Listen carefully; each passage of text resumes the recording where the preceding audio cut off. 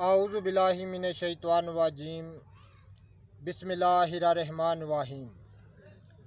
अल्लाहुम्मा सल्लि अला सय्यदना मौलाना मुहम्मदिन व अला आलिहि व सहबिहि व बारिक वसल्लम। तमाम तारीफ़ें रब्बुल इज़्ज़त की हैं जो तमाम जहानों को पालने वाला है।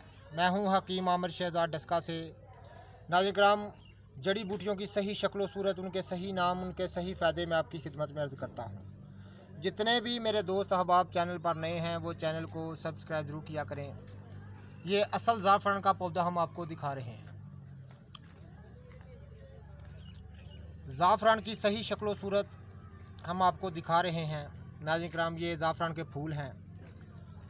ये ज़ाफ़रान है जो इस्तेमाल किया जाता है जिगर की सलाबत के लिए। इसको ख़ास नामवारी हासिल है। तमाम कमज़ोरियों के लिए कदीम दौर से इसको नामवारी हासिल है। असाबी कमज़ोरी, जोड़ों के दर्द और कुव्वत बा के लिए आम मुस्तमिल है। ये असल ज़ाफ़रान का पौधा हम आपको दिखा रहे हैं।